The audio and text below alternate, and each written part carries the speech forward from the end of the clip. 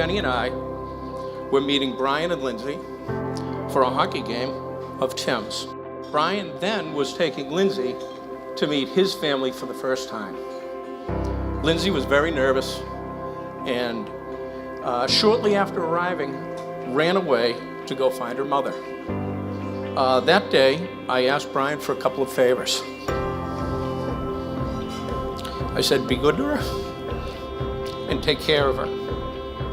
His response as he looked me in the eyes was, I will. Brian, I'm not sure how Lindsay felt about you at the time, but you had me at I will.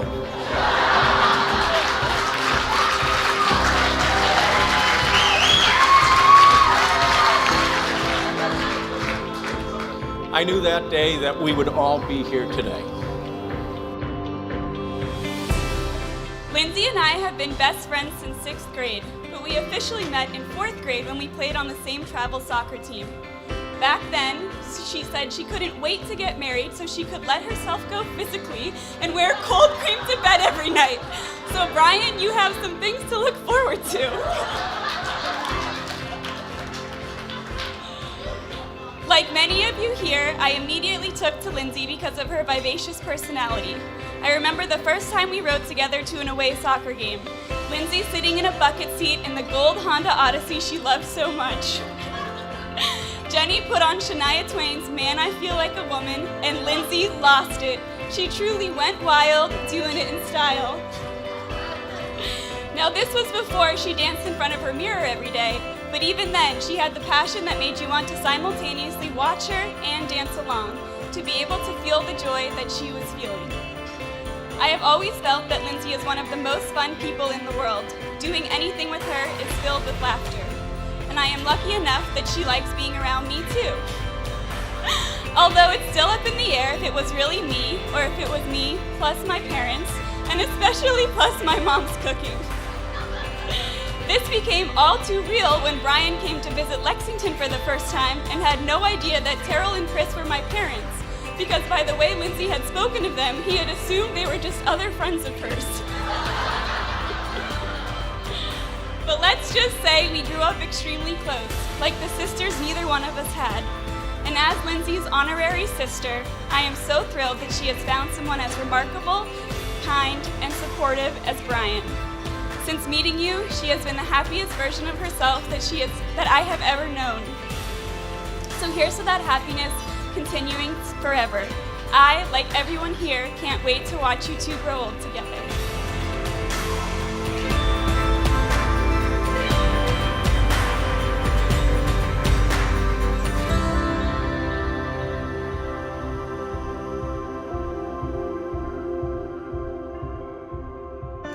Lindsay said this about Brian. What do I love most about him? He's incredibly patient. He's rational. And then she looked away from me and she looked at Brian and she said, you have a great moral compass. And I know that it sounds cliche, but he really is my best friend. He's my confidant. I could tell him everything. He's so loyal, and I can entrust him with anything.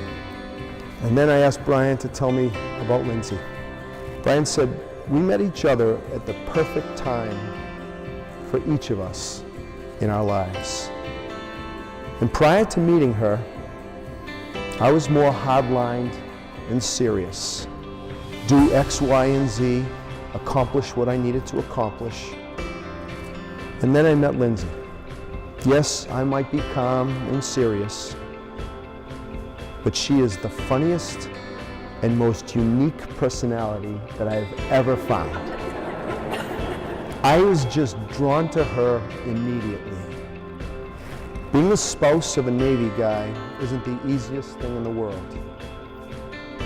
And I know that it's asking a lot, but she has made it so easy for me. I value how much Lindsay trusts me. I value what she brings out in me to be better.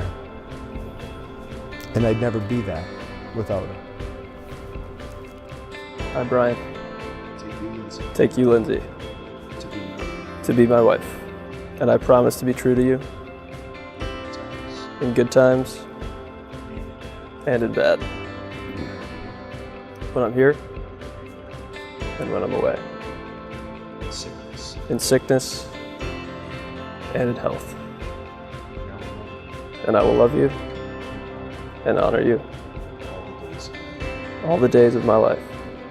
I, Lindsay, Take you, Brian, to be my husband. I promise to be true to you in good times and in bad. When you're with me and when you're with me. In sickness and in health. And I will love you and honor you all the days of my life. It's my pleasure to introduce for the first time as husband and wife, Mr. and Mrs. Brian and Lindsay Mark.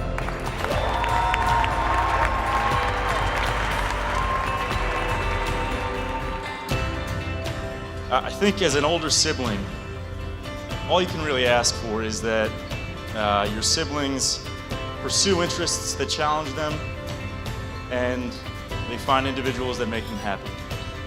It doesn't surprise me that Brian chose Lindsay to spend the rest of his life together. They're both an incredible duo on the dance floor, in their day-to-day, in their always seeking out joy. I truly can't wait to witness it in the years to come. So when I was writing this speech about what I would say to Brian and Lindsay, I came to a pretty stark realization. I have nothing insightful to say about marriage. So, in order to say something of value to two of my best friends, I went to someone who I thought knew a thing or two about it, who married the angel that is my grandma close to 65 years ago. I said, Grandpa, what advice would you have for Brian and Lindsay? And without missing a beat, he said, be patient. Be tolerant, be forgiving, be understanding. I think you both embody that. You're living examples of that wisdom.